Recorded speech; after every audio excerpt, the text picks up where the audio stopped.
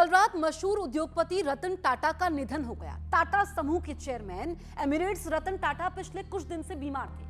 रतन नवल टाटा ने मुंबई के breach candy अस्पताल में अंतिम सांस ली। 86 वर्ष के थे। उन्हें तबीयत बिगड़ने पर बुधवार को आईसीयू में एडमिट करवाया गया था। उनकी हालत गंभीर बनी हुई थी। उनके निधन से देश भर में शोक की लहर है। उद्योग जगत से लेकर राजनीतिक जगत में लोग दुखी हैं, भरे मन से उन्हें श्रद्धांजलि दे रहे हैं। आज सुबह 10 बजे से शाम 4 बजे तक उनके पार्थिव शरीर को मुंबई के एनसीपीए यानी national centre for performing art में अंतिम दर्शन के लिए रखा जाएगा। और अभी उनके कोलाबा स्थित घर में उनका पार्थिव शरीर है। कल रात को रतन टाटा ने आखिरी सांस ली। वो बीमार थे और उनका ब्रीच कैंडी अस्पताल में निधन होता है। पूरे देश में शोक की लहर है। रतन टाटा एक ऐसी शख्सियत जो किसी पहचान की मोहताज नहीं थे और उन्होंने अपने जीवन को बेहद सादगी से जिया। युवाओं के बीच में काफी पॉपुलर थे, रोल मॉडल थे। आप ये समझिए कि 21 साल की उम्र में टाटा समूह के चेयरमैन से लेकर के टाटा समूह को बुलंदियों तक पहुंचाने में उन्होंने कड़ी मेहनत की।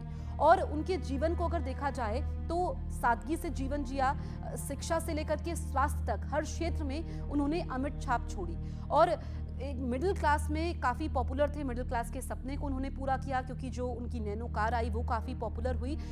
जीवन में इतनी ऊंचाइयों को छूने के बाद भी सरलता से अपना जीवन जीते थे। और उनके जाने के बाद आप समझिए कि हर क्षेत्र के लोग उनको याद कर रहे हैं, श्रद्धांजलि दे रहे हैं। और एक ऐसी शख्सियत जिनसे मिलने के लिए हर कोई आतुर रहता था, क्योंकि उनके बारे में कहा जाता है कि जब उन्होंने अपने करियर की शुरुआत की तो टाटा समूह में जब वो रहे उससे पहले उन्होंने मजदूरों के साथ काम किया ताकि वो समझ पाएं कि वो कितनी कड़ी मेहनत करते हैं, कैसे यहाँ तक टाटा अंपायर पहुंचा है। और कल जब उन्होंने अंतिम सांस ली तो हर कोई गमगीन हो गया। ब्रीच कैंडी अस्पताल में उनका निधन होता है। उनका पार्थिव शरीर इस वक्त घर पर है और सुबह 9:30 बजे कोलाबा में जो उनका घर है वहां से उनके पार्थिव शरीर को अंतिम दर्शन के लिए लेके जाया जाएगा एनसीपीए में, national centre for performing art में। और कोलाबा से एनसीपीए की दूरी 3 से 4 किलोमीटर की है। वहां पर लोग उनके अंतिम दर्शन कर पाएंगे और राजकीय सम्मान के साथ उनका अंतिम संस्कार शाम को 4 बजे होगा। तो आपको उनके अनमोल वचन भी बता रहे हैं कि अगर आपको दूर तक जाना है तो आपको साथ चलना होगा। अगर आप तेज चलते हैं तो खुद को अकेले पाएंगे। और आज भी उनके जो ये प्रसंग हैं, जो उन्होंने जीवन को लेकर के संदेश दिया, आज भी प्रासंगिक है और पीढ़ियों को उन्होंने प्रभावित किया है। रतन टाटा मार्च 1991 से 28 दिसंबर 2012 तक टाटा समूह की चेयरमैन रहे। उसके बाद 2016 से 2017 तक एक बार फिर उन्होंने समूह की कमान संभाली। उसके बाद से समूह के मानद चेयरमैन की भूमिका में आ गए थे। उनका जन्म 28 दिसंबर 1937 को हुआ था। उन्होंने अपने कार्यकाल में टाटा समूह को नई ऊंचाइयों पर पहुंचाया और उदारीकरण के दौर में समूह को उसके हिसाब से ढाला। टाटा सन्स के चेयरमैन एन चंद्रशेखरन ने दुख प्रकट करते हुए ये कहा कि हम अत्यंत क्षति की भावना के साथ रतन नवल टाटा को विदाई दे रहे हैं। वास्तव में एक असाधारण नेता हैं जिनके अतुलनीय योगदान ने न केवल टाटा समूह बल्कि हमारे राष्ट्र के मूल ढांचे को भी आकार दिया है। टाटा समूह के लिए टाटा एक चेयरपर्सन से कहीं अधिक थे। मेरे लिए वो एक गुरु, मार्गदर्शक और मित्र थे। उन्होंने उदाहरण पेश कर प्रेरित किया। उत्कृष्टता, अखंडता और नवीनता के प्रति अटूट प्रतिबद्धता के साथ टाटा समूह ने उनके नेतृत्व में अपने वैश्विक पदचिन्ह का विस्तार किया। वो हमेशा अपने नैतिक दायरे के प्रति सच्चे रहे और उनके दरिया दिली के किस्से आज भी मशहूर है। 86 साल उनकी उम्र थी, लेकिन जीवन के हर पड़ाव में उन्होंने लोगों को प्रेरित किया। वहीं राष्ट्रपति द्रौपदी मुर्मू ने दुख प्रकट करते हुए कहा कि श्री रतन टाटा के दुखद निधन से भारत ने एक ऐसे महान व्यक्तित्व को खो दिया है जिन्होंने कॉर्पोरेट विकास को राष्ट्र निर्माण और उत्कृष्टता को नैतिकता के साथ जोड़ा। पद्म विभूषण और पद्म भूषण से सम्मानित उन्होंने टाटा की महान विरासत को आगे बढ़ाया, इसे और अधिक प्रभावशाली वैश्विक उपस्थिति दी। उन्होंने अनुभवी पेशेवरों और युवा छात्रों को समान रूप से प्रेरित किया। परोपकार और दान के लिए उनका योगदान अमूल्य है। मैं उनके परिवार, टाटा समूह की पूरी टीम और दुनिया भर में उनके प्रशंसकों के प्रति अपनी संवेदना व्यक्त करती हूँ। ये राष्ट्रपति द्रौपदी मुर्मू ने ट्वीट किया है। और आपको बताएं कि 2000 में उनको पद्म भूषण से सम्मानित किया गया था और साल 2008 में देश के दूसरे सबसे बड़े नागरिक सम्मान पद्म विभूषण से सम्मानित किया गया। वहीं पीएम नरेंद्र मोदी ने शोक प्रकट किया और उस समय को याद किया जब वो रतन टाटा से मिलते थे, उनसे चर्चा करते थे। उन्होंने कहा कि श्री रतन टाटा जी के साथ मेरी अनगिनत मुलाकातें याद हैं। जब मैं गुजरात का मुख्यमंत्री था तब मैं उनसे अक्सर मिलता था। हम विभिन्न मुद्दों पर विचारों का आदान प्रदान करते थे। मुझे उनके विचार बहुत उपयोगी लगे। दिल्ली आने पर भी ये मुलाकातें जारी रहीं। उनके निधन से मुझे बहुत दुख हुआ। इस दुख की घड़ी में मेरी संवेदनाएं उनके परिवार, मित्रों और प्रशंसकों के साथ है। ओम शांति। ये पीएम मोदी ने ट्वीट किया है किससे कि उनकी कब कब मुलाकातें हुई और उन्होंने हर किसी के जीवन में अमिट छाप छोड़ी। पीएम मोदी ने आगे कहा कि श्री रतन टाटा जी का सबसे अनोखा पहलू था बड़े सपने देखने और दूसरों को कुछ देने का उनका जुनून। वो शिक्षा, स्वास्थ्य, सेवा, स्वच्छता, पशु कल्याण जैसे मुद्दों को आगे बढ़ाने में सबसे आगे थे। ये पीएम मोदी ने ट्वीट किया है। शिक्षा से लेकर के स्वास्थ्य तक उनके योगदान को भुलाया नहीं जा सकता है।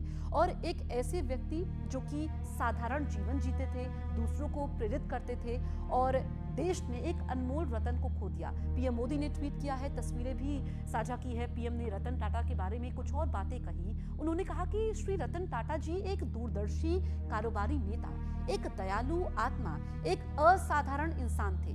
उन्होंने भारत के सबसे पुराने, सबसे प्रतिष्ठित व्यापारिक घरानों में से एक को स्थिर नेतृत्व प्रदान किया। साथ ही उनका योगदान बोर्डरूम से कहीं आगे तक गया। उन्होंने अपनी विनम्रता, दयालुता, हमारे समाज को बेहतर बनाने के लिए एक अटूट प्रतिबद्धता के कारण कई लोगों के बीच अपनी जगह बनाई। ये पीएम मोदी ने ट्वीट किया है और टाटा समूह को बुलंदियों तक तो पहुंचाया ही, साथ ही आम लोगों के जीवन को प्रभावित किया। वो लोगों के लिए एक मार्गदर्शक थे, रोल मॉडल थे और जो उनका समाज के प्रति समर्पण था उससे बहुत कुछ सीखने को मिलता है। ऐसे बिजनेसमैन बहुत कम होते हैं और उनका जीवन हमेशा से आदर्श रहेगा। विवेक हमारे सहयोगी हमारे साथ लाइव मौजूद हैं। विवेक, हम चर्चा कर रहे थे रतन टाटा के जीवन के बारे में और जो पीएम मोदी ने ट्वीट किया, तस्वीरें साझा की। 86 साल की उम्र में उनका जाना, देश ने एक अनमोल रतन तो खो दिया है लेकिन उनके जीवन ने पीढ़ियों को प्रभावित किया है। हाँ बिल्कुल सही कहा जसप्रीत, आपने देखिए रतन टाटा जी को बहुत लोग फॉलो करते थे, ना कि जो लोग कमिंग जनरेशन उनको फॉलो करती थी, बल्कि जो छोटे स्कूली बच्चे हैं वो उनको लगातार फॉलो करते थे। आपको बताना चाहेंगे जब भी रतन टाटा जी को समय मिलता था वो कल्चरल प्रोग्राम करते थे, स्टूडेंट से बहुत ज़्यादा लगाव करते थे। जो लोग बच्चे थे जो पढ़ाई कर रहे हैं उनके साथ लगातार संपर्क करते थे कि आने वाले दिनों में किस तरह से देश को आगे बढ़ाया जा सके, किस तरह से लोगों को मदद की जा सके, किस तरह से बिजनेसमैन, सक्सेसफुल बिजनेसमैन कैसे बनाया जाता है, उस दिशा में वो बच्चों से लगातार बात करते थे, कॉलेज स्टूडेंट से लगातार बात करते थे। इसलिए खासकर मुंबई में वो अलग अलग कॉलेज, जब उनकी तबीयत ठीक रहती तो अलग अलग कॉलेज में जाके वो बातचीत करते थे। तो यंग जनरेशन के लिए बहुत बड़ा लॉस है, साथ ही साथ सबके लिए बहुत बड़ा लॉस है, क्योंकि बड़े इंडस्ट्रीज से उनका जो विज़न था एकदम क्लियर था कि मेहनत करनी है और आगे बढ़ना है। और अपने दम पर उन्होंने जिस तरह से टाटा को बुलंदियों तक पहुँचाया वो अपने आप में काफ़ी ज़्यादा काबिल तारीफ है। बहुत लोग उनको फॉलो करते थे, बहुत ज़्यादा लोग उनको एडमायर भी करते थे।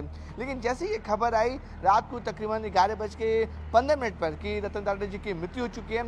हालांकि एज फैक्टर डॉक्टर्स बता रहे कि 86 साल के थे और सोमवार को उन्हें जब मुंबई के ब्रिज कैंडी अस्पताल में एडमिट कराया गया था तब से उनकी हालत सुधर नहीं रही थी। लेकिन सोमवार को रतन टाटा जी ने खुद अपने ट्विटर हैंडल से स्टेटमेंट जारी किया था कि उनको कुछ नहीं हुआ, वो बिल्कुल सही है। लेकिन उन्होंने एक लाइन भी लिखी थी उस ट्विटर में, उन्होंने साफ तौर पे कहा था कि उनकी उम्र 86 साल है, तो इस उम्र में थोड़े से अप एंड डाउन लगे रहते हैं, इसलिए मुझे रेगुलर चेकअप्स के लिए हॉस्पिटल में आना पड़ता है।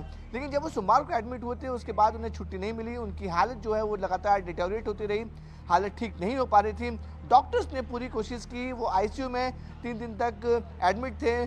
जो तमाम डॉक्टर्स, जो सीनियर डॉक्टर्स हैं वो उनको लगातार इलाज करते, लेकिन डॉक्टर्स का साफ तौर पर कहना है कि एज फैक्टर, रतन टाटा जी 86 साल के थे, एज फैक्टर की वजह से जो मेडिसिन, जो ट्रीटमेंट उन्हें दिया जा रहा था वो उनकी बॉडी एक्सेप्ट नहीं कर रही थी, जिसकी वजह से उनकी मौत हो गई। देखिए इस समय अभी हम मुंबई के कोलाबा स्थित जहां उनका बंगलो है वहां पर मौजूद हैं और किस तरीके से जो मुंबई पुलिस है और जो उनके जो सिक्योरिटी माफ़ कीजिएगा सिक्योरिटी गार्ड्स हैं पूरी जगह को उन्होंने कॉर्डन ऑफ कर दिया है। और जो जानकारी हमें मिल रही है कि 9:45 पर इसी बंगले से जहां पर रतन टाटा जी का पार्थिव शरीर को रखा गया है, 9:45 से उनके पार्थिव शरीर को यहां से निकाला जाएगा और कोलाबा से एनसीपीए जो दूरी है वो तकरीबन 2 से 2.5 किलोमीटर की दूरी है, वहां पर एनसीपीए पहुंचाया जाएगा। ये दूरी को मुंबई पुलिस ने पूरी तरह से ग्रीन कॉरिडोर बनाया है। अभी थोड़ा से रास्ता ओपन है, लेकिन 9 बजे के बाद ये पूरा का पूरा जो रास्ता है वो बंद हो जाएगा। ग्रीन कॉरिडोर बनाया जा रहा है, वहां पर 10 से 4 बजे तक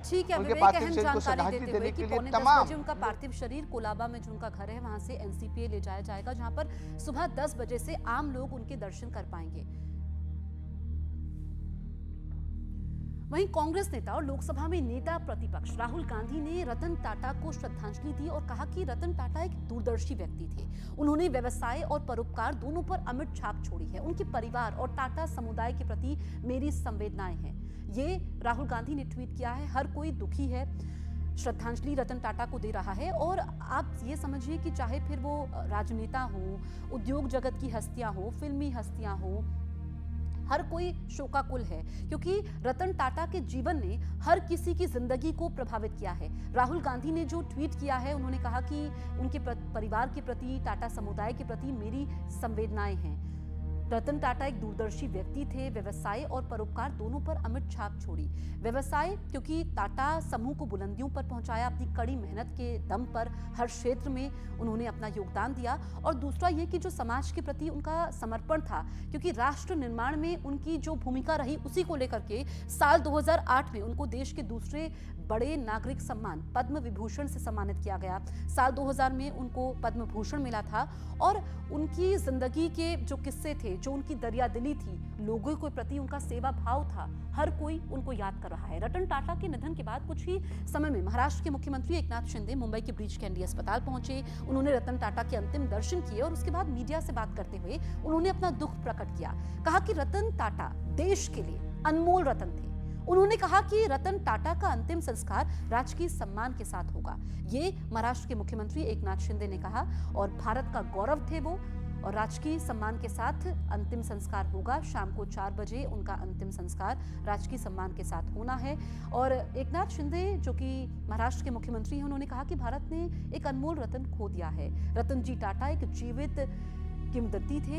मैं उन्हें अपनी श्रद्धांजलि अर्पित करता हूँ। हर कोई शोकाकुल है, क्योंकि बहुत सारे लोग ऐसे हैं, जब हम आज सोशल मीडिया के दौर में हैं, कि उनसे मिलने की इच्छा अधूरी रह गई। एक ऐसे उद्योगपति जिनसे हर उम्र के लोग प्रभावित रहते थे। युवाओं के लिए तो वो रोल मॉडल थे, उनकी तरह बनना चाहते थे, क्योंकि उन्होंने एक एम्पायर तो खड़ा किया, लेकिन जिस सादगी से वो जीवन जीते थे, जितने वो विनम्र थे, जो उनका सेवा भाव था, समर्पण था, वो हर किसी के लिए गौरव था।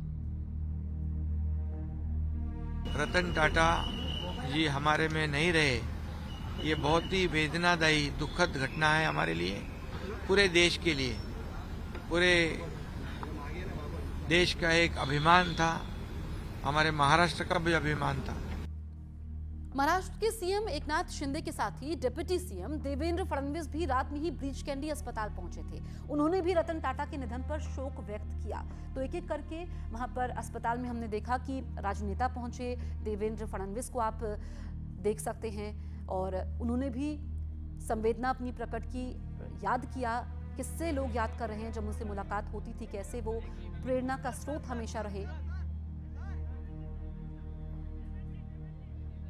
रतन टाटा जी ये एक बहुत ही सफल उद्योगपति तो थे ही, लेकिन उससे भी बड़े व्यक्ति के रूप में हम उनको देखते हैं, क्योंकि जिस प्रकार से उन्होंने देश के लिए और समाज के लिए काम किया है, उन्होंने केवल सफल उद्योग नहीं खड़े किए, एक विश्वासार्हता खड़ी की, एक ऐसा ब्रांड खड़ा किया जिसने हमारे देश को एक ग्लोबल इमेज दी।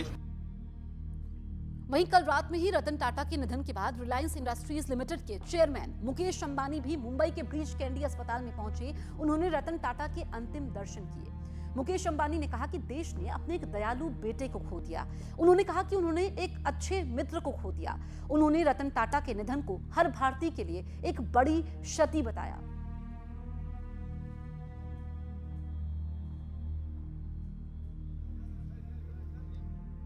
रिलायंस इंडस्ट्रीज लिमिटेड के चेयरमैन मुकेश अंबानी ने रतन टाटा के निधन पर दुख जताया है और कहा कि ये भारत और भारतीय उद्योग जगत के लिए बहुत दुखद दिन है। रतन टाटा का निधन सिर्फ टाटा समूह के लिए ही नहीं बल्कि हर भारतीय के लिए एक बड़ी क्षति है। व्यक्तिगत स्तर पर रतन टाटा के निधन ने मुझे बहुत दुख पहुंचाया है क्योंकि मैंने एक प्रिय मित्र खो दिया है। उनके साथ मेरी प्रत्येक बातचीत ने मुझे प्रेरित और ऊर्जावान बनाया। उनके चरित्र की महानता, उनके द्वारा अपनाए गए उत्कृष्ट मानवीय मूल्यों के प्रति मेरा सम्मान बढ़ाया। रतन टाटा एक दूरदर्शी उद्योगपति और परोपकारी व्यक्ति थे जिन्होंने हमेशा समाज की भलाई के लिए प्रयास किया। श्री रतन टाटा के निधन के साथ ही भारत ने अपने सबसे शानदार और दयालु पुत्रों में से एक को खो दिया है। श्री रतन टाटा ने भारत को दुनिया भर में पहुंचाया, दुनिया की सर्वश्रेष्ठ चीजों को भारत में लाया। उन्होंने टाटा घराने को संस्थागत रूप दिया, इसे एक अंतर्राष्ट्रीय उद्यम बनाया जिसने 1991 में चेयरमैन का पद संभालने के बाद से टाटा समूह को 70 गुना से अधिक बढ़ाया। रिलायंस, नीता और अंबानी परिवार की ओर से मैं टाटा परिवार और पूरे टाटा समूह के शोक संतप्त सदस्यों के प्रति अपनी हार्दिक संवेदना व्यक्त करता हूं। रतन, आप हमेशा मेरे दिल में रहेंगे। ओम शांति। ये मुकेश अंबानी ने कहा है और काफी दुख उनको पहुंचा है। मुकेश अंबानी ने कहा कि उन्होंने अपने प्रिय मित्र को खो दिया। उनका जो जीवन रहा है, व्यक्तिगत जीवन रहा है, उन्होंने हमेशा लोगों को प्रेरित किया है। अपनी मुलाकात का भी मुकेश अंबानी ने जिक्र किया कि जब भी मैं उनसे मिलता था मैं ऊर्जावान हो जाता था, मुझे प्रेरणा मिलती थी। और ऐसे में इस वक्त हर कोई शोकाकुल है, गमगीन है, रतन टाटा को याद कर रहा है क्योंकि ऐसे बहुत कम लोग होते हैं जो लोगों की जिंदगी में इतना प्रभाव डालते हैं, जो जिंदगी को छू लेते हैं, लोगों के दिलों में अमिट छाप छोड़ जाते हैं। रतन टाटा जो किसी पहचान के मोहताज नहीं थे, उनकी जो सादगी थी, उनके जो जीवन के किस्से थे, उनकी दरियादिली थी, उनका जो समर्पण था, आदर्श थे, वो लोगों को हमेशा याद रहेंगे। वहीं सिंगर दिलजीत दोसांझ ने जर्मनी में अपने लाइव कॉन्सर्ट के समय रतन टाटा को श्रद्धांजलि दी। इस दौरान उन्होंने कहा कि रतन टाटा जी ने हमेशा अपनी जिंदगी में मेहनत की, कभी किसी के बारे में गलत नहीं बोला। हमें उनसे सीखना चाहिए। रतन टाटा होना तो सानू यही सिख अज उन्हों का नाम लेना जरूरी मैनू इस करके लगा क्योंकि उन्होंने लाइफ हमेशा उन्होंने मेहनत की। मैं अज जिन्ना को उन्होंने बारे पढ़िया सुनिया, मैं अज तक उन्होंने बारे कदे नहीं देखा कि उन्होंने किसी बारे बुरा बोलिया हो। हमेशा उन्होंने अपनी लाइफ मेहनत की, हार्ड वर्क किया, चंगा काम किया, किसी के काम आए। यही लाइफ है, यही जिंदगी है। जे अज असीं उन्होंने लाइफ तो कुछ सीख सकते हैं रतन टाटा जी तो मुझे लगता यही सीख सकते हैं कि मेहनत करनी, चंगा सोचना, किसी बारे काम आना ते बेदाग अपनी लाइफ जी के गए हो। अज का यह प्रोग्राम चढ़ती कला के नाम, क्योंकि असी हमेशा चढ़ती कला ही सीखी है, जिस हालात च भी रहे हैं हमेशा चढ़ती कला। सो अज का यह प्रोग्राम चढ़ती कला के नाम। तो दिलजीत दोसांझ का जर्मनी में कॉन्सर्ट था और जिस वक्त उनका कॉन्सर्ट था उसी वक्त रतन टाटा की खबर आती है कि वो हमारे बीच में नहीं है। उन्होंने अपने कॉन्सर्ट को रतन टाटा की याद में समर्पित किया और कहा कि एक ऐसे शख्स थे जिन्होंने हमेशा लोगों की ज़िंदगी को प्रभावित किया। वो बेदाग रहे, उनके जीवन से हमें बहुत कुछ सीखने को मिलता है और ऐसे बहुत कम लोग होते हैं जो करियर की सफलता को तो छूते हैं लेकिन लोगों के दिलों को भी छू जाते हैं, लोगों की ज़िंदगी को प्रभावित करते हैं, लोगों के लिए आदर्श बन जाते हैं, लोगों के लिए प्रेरणा स्रोत बन जाते हैं। और रतन टाटा जिनका निधन 86 वर्ष की उम्र में होता है लेकिन उनका जो जीवन काल रहा वो लोगों के लिए समर्पित रहा, देश सेवा के लिए समर्पित रहा क्योंकि उनको देश में अपने योगदान के लिए पद्म विभूषण, पद्म भूषण से सम्मानित भी किया गया था। और आज उनका राजकीय सम्मान के साथ अंतिम संस्कार होना है। उनके जो जीवन के प्रति किस्से थे, कुछ किस्सों को हमने आपको बताया भी कि एक सफल करियर होना ही जरूरी नहीं होता है, सफल जीवन होना भी जरूरी होता है। अगर आपको दूर तक जाना है तो आपको साथ चलना होगा। और हमेशा से जो उनके सहयोगी रहे, जो रतन टाटा को बेहद करीब से जानते हैं, उन्होंने कहा कि जब भी वो रतन टाटा से मुलाकात करते थे हमेशा वो कुछ ना कुछ जिंदगी के बारे में सिखाते ही थे।